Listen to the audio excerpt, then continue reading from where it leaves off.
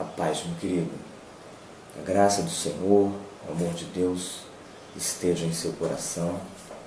Que esta palavra que nós meditaremos possa fazer fruto em seu coração. Que você possa crer que toda a palavra é inspirada e útil e que você possa meditar em toda a palavra todos os dias, em todo o tempo da sua vida, meu amado. Aqui no capítulo 16 de Mateus, esse evangelho do reino, esse evangelho em que Jesus é colocado como reino, nós temos alguns súditos, algumas pessoas que não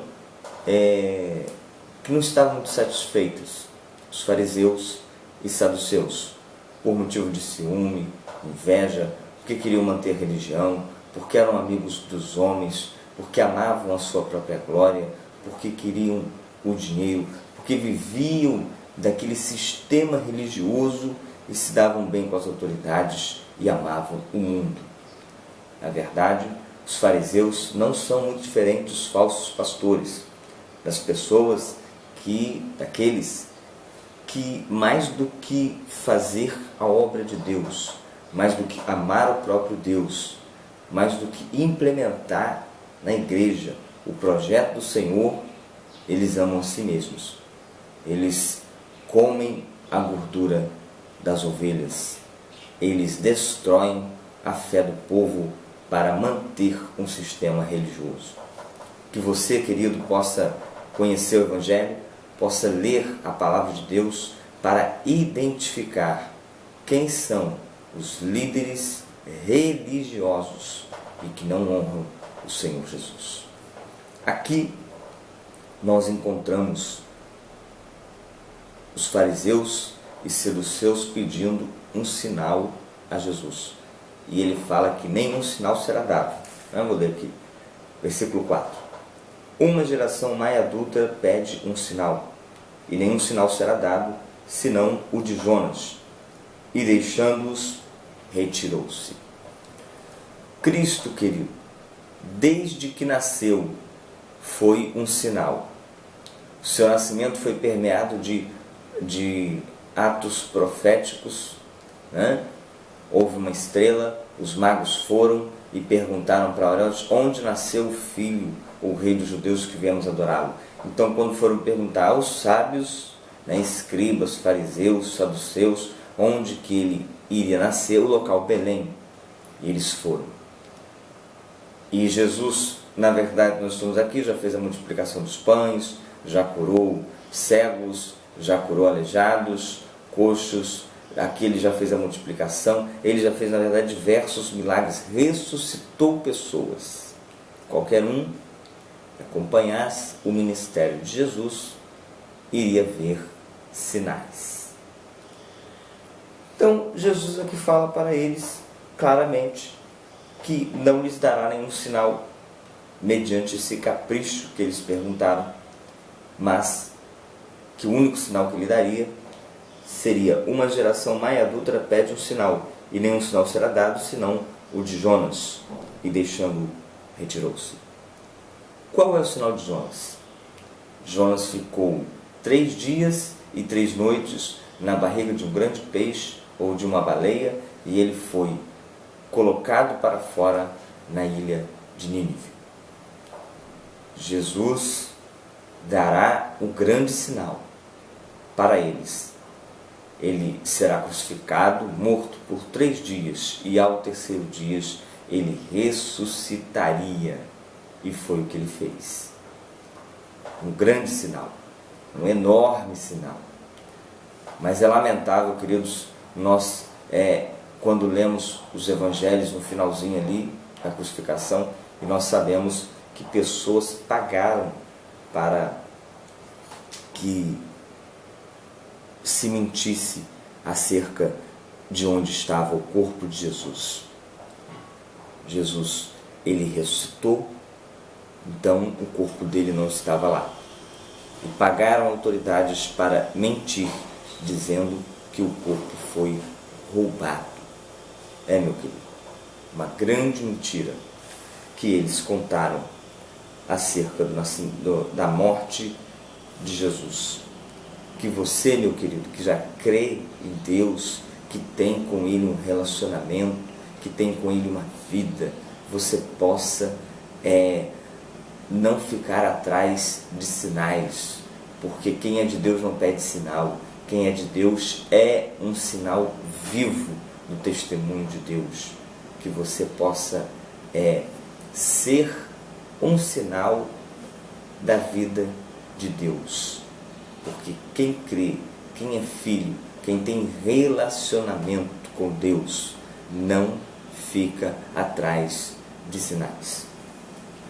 E aqui, Jesus, depois de uma conversa com os seus discípulos, alerta: tomai cuidado com o fermento dos fariseus. Os discípulos, no primeiro momento, ficam meio confusos, pensam que é o fermento porque não trouxeram pão e tal, mas Jesus fala: não, acautelai-vos, né? Como não compreendeis, versículo 11, que não vos falei a respeito de pães, e sim acautelai-vos do fermento dos fariseus e dos saduceus. Fermento, né?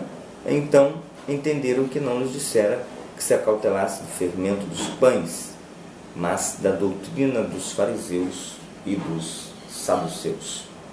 Este fermento era a doutrina dos fariseus. Qual era a doutrina dos fariseus? Jesus não conta, né? Não está aqui.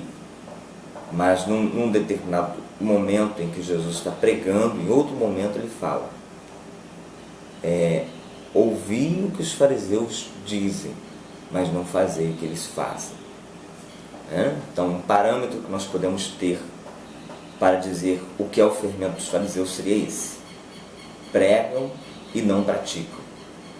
Então, este e não praticar é um grave fermento. Em outros momentos, em vários momentos da conversa de Jesus com os fariseus, e nós observamos que ele falava que eles são sepulcros caiados, que por fora estão bonitos, por dentro estão horrivelmente, que eles ficavam na porta, não deixavam ninguém entrar, ninguém sair, né? Então, nós podemos detectar que o grande fermento dos fariseus era hipocrisia e falta de prática da palavra. Então, que eu e você possamos retirar esse fermento das nossas vidas. Agora, um outro parâmetro para você é o seguinte: vamos supor que você tem uma receita de bolo e essa receita tem quantidades exatas para você aplicar. Como você vai saber se na receita falta ingrediente, se você não conhece a receita? E se nessa receita tiver ingredientes a mais? Se você conhece a receita, você vai saber que tem ingredientes a mais. Não é verdade? Amado, você precisa conhecer toda a palavra, todo o Evangelho, tudo o que Jesus falou. Porque se algum fariseu vier com fermento a mais, ou com fermento, ou vier com uma doutrina que não está na palavra, você vai identificar. Se faltar alguma coisa, porque na palavra de Deus, no ordenamento que Ele tem para a sua vida, não pode faltar e nem pode ser acrescentado. Se faltar algo, vai ficar em falha. Se acrescentar, vai ficar também em falha. Que você possa se esforçar de todo o seu coração, de toda a sua força, de todo o seu entendimento, para conhecer e entender toda a palavra. E aqui nós temos Pedro, né? Pedro, aqui no versículo 17, ele é elogiado por Jesus porque ele conseguiu. Jesus pergunta quem ele é, que o povo vê que ele é, e um fala um profeta, Elias, o Senhor é um grande homem de Deus. Mas Pedro fala que respondendo, Simão Pedro diz: tu és o Cristo, Filho de Deus vivo, né? E Jesus fala: bem-aventurado sois tu, Pedro, porque não fostes a carne que te revelaste, mas o Espírito Santo te revelou. E depois, num outro momento, Pedro, aqui no versículo 23, né? Jesus está falando de como vai acontecer, que ele vai ser preso pelos fariseus, que ele tem que ir a Jerusalém, que ele vai sofrer na mão dos fariseus, que ele vai ser morto na cruz e que no terceiro dia ele ressuscitar. E Pedro intervém falando da seguinte maneira: Pedro, chamando à parte, começou a reprová-lo, dizendo: tem compaixão de ti, Senhor, isso de modo algum te acontecerá. Mas Jesus, voltando-se, disse a Pedro: arreda, Satanás, tu és para mim pedra de tropeço. Quero chamar aqui a atenção a esse fato, querido, que esse texto ele é rico, poderíamos refletir muitas e muitas coisas, mas eu quero fazer um alerta aqui para nós. Pedro, um discípulo do Senhor, e Pedro é usado pelo Espírito Santo e logo a seguir é usado pelo diabo para impedir Jesus, para querer barrar Jesus de ir para o seu caminho, que ele teria que enfrentar a cruz do Calvário. Isso pode colocar para nós a dura realidade de que um discípulo pode sim ser usado pelo diabo, e mesmo depois de ser usado pelo Espírito Santo. Basta abrir brecha, basta ele não entender o que Deus quer. Porque Pedro aqui não entendeu a mensagem de Jesus, não aceitou, não foi submisso, não acreditou. Então, querido, que você possa tomar cuidado, que você possa absorver toda a palavra e que você possa, em comunhão com a igreja local, aderir a este projeto de igreja do corpo de Cristo para implementá-lo integralmente. Tome cuidado para que você não venha ser usado por uma fonte ruim pelo diabo, né? Jesus fala duramente com Pedro: arreda-te de mim, Satanás. Jesus corrige Pedro.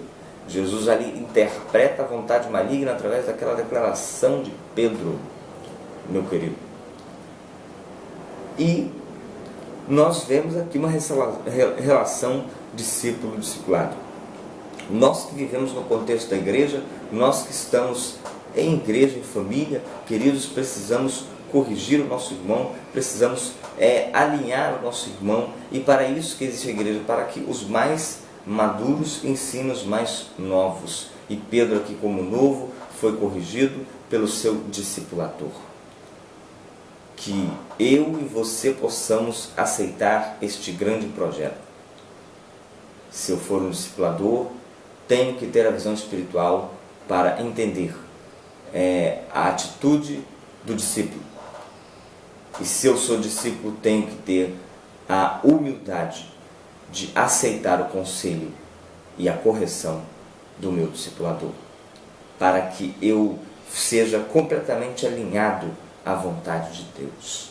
Não tem como nós crescermos sozinhos. Crescemos no contexto da igreja, sendo liderados. Assim que Pedro cresceu e assim que Jesus exerceu o seu ministério. Que possamos nós orar a Deus para que a nossa vida seja impregnada dessas práticas e que nós possamos exercer este ministério. E para isso o discípulo precisa, aqui no versículo 24, se alguém quer vir após mim, a si mesmo se negue, tome a sua cruz e siga-me.